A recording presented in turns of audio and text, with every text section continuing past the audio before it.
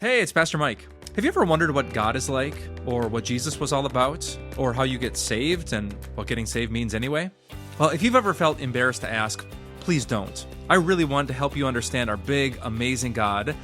And a great place to start is a little book that I wrote called The Basics: God, You, Jesus, and Faith. And here's more good news. If you're always on the go and don't have time to read, you can now listen to The Basics as a podcast series. Just search for The Basics with Pastor Mike Novotny wherever you listen to your favorite podcasts. If you won't be married in heaven, what's the point of marriage on earth? Someone recently asked me that question at our church's Q&A Sunday, and I love that question because you might not know how the question began. You're not married in heaven. That's true. Did you know that? I don't think you get to wear the ring because there's no marriage in heaven. In Matthew chapter 22, the Sadducees were trying to trap Jesus. They told him a story about this woman who married a guy and then he died, so she remarried, and then the second guy died and she kept remarrying. All these guys kept dying. Oh, and now she gets to heaven. Who's she married to, Jesus? Here's what Jesus says to their absurd question. He says, "You are in error because you do not know the scriptures or the power of God. At the resurrection, people will neither marry nor be given in marriage. They will be like the angels in heaven." So Jesus is reminding us that forever and ever, we will not be husband and wife. The angels, who are happier than you have ever been, they don't take vows and get married. Now, for some of you, that's a huge stumbling block. What? My wife's watching this video. I'm like, yes. No, I'm just kidding. Right? I mean, for those of us who have good marriages, we can't imagine not being married, like getting to heaven. Wait, you're not my spouse. We're not going to have the same home. Well, how could I be happy? And so some people wonder, well, what's up with that? Here's my short answer. When you see God's face, you are not going to be worried about your relationship status. The angels in heaven aren't pacing the halls of heaven, wondering when they can find a date. They get to see the face of God, and it makes them happier than any relationship you've ever had, any marriage, any friendship, raising kids. It is nothing compared to seeing God's face. You don't have to worry if you play golf or soccer in heaven, if your cat or your dog is going to be there. Come on, we are talking about the presence of God, to see His face. I need you to know that. Some people think heaven is boring. You sit on a cloud and wear a diaper and play a harp, and you need all these things. You don't need those things to be happy. Heaven is the most thrilling place because you get to see and know God better than you ever have before.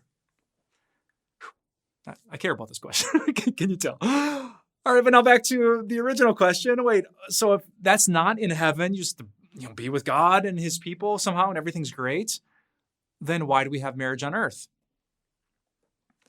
Well, lots of answers to that question. We could talk about the stability of society. We could talk about raising children with, mom and dad in the home. The commitment, the vow of marriage is so good in so many ways.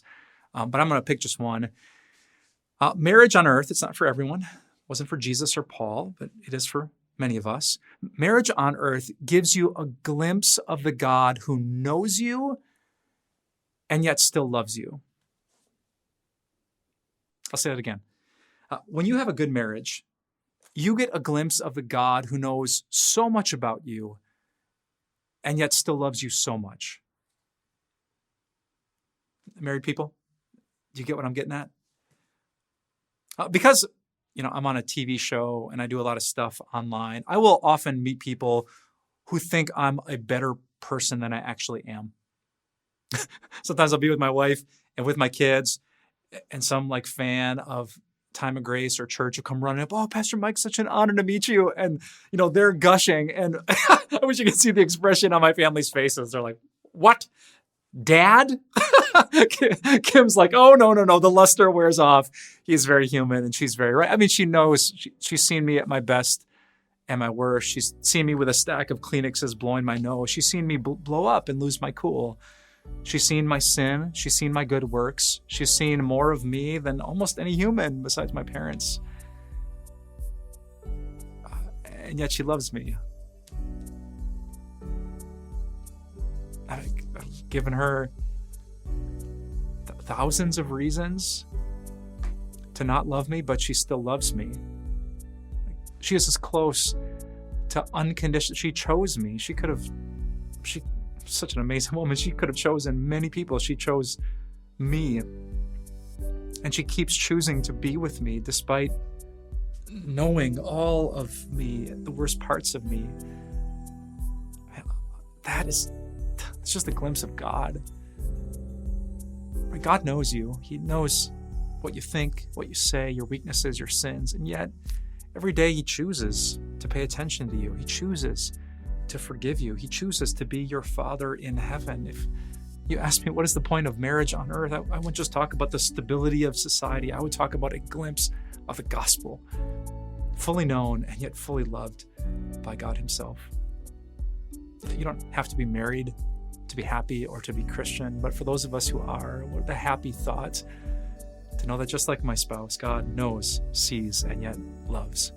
He still chooses me.